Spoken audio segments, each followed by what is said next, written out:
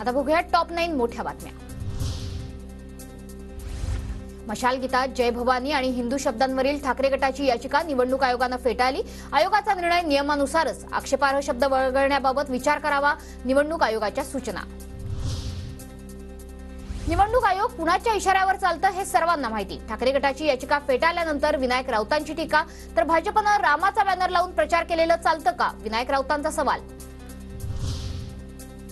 2017ला शिवसेनेला बाजूला काढण्याचं शरद पवारांचं षडयंत्र, भाजप सेना दुभंगायला हवी हे पवारांनी ठरवलेलं होतं। शिवसेना एकसंघ असती तर काँग्रेस एनसीपी भुईसपाट झाली असती, शिंदे गटाचे आमदार महेंद्र थोरवेंचं वक्तव्य। साताऱ्यात शरद पवारांच्या आज 2 सभा, धैर्यशील मोहिते पाटील आणि शशिकांत शिंदेंच्या प्रचारासाठी शरद पवार साताऱ्यात।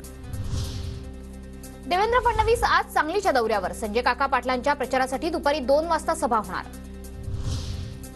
पुण्यात आज शिवसंग्रामची महत्त्वाची बैठक, ज्योती मेटे कुणाला पाठिंबा देणार, बैठकीत ज्योती मेटे आपली भूमिका जाहीर करणार।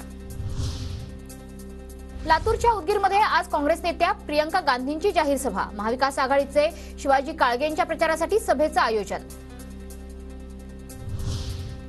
सुनेत्रा पवार आणि सुप्रिया सुळेंचा पुणे दौरा, सुनेत्रा पवार कोथरूड परिसरातील सोसायट्यांना भेट देणार, तर सुळे खडकवासलामधील नागरिकांशी संवाद साधणार।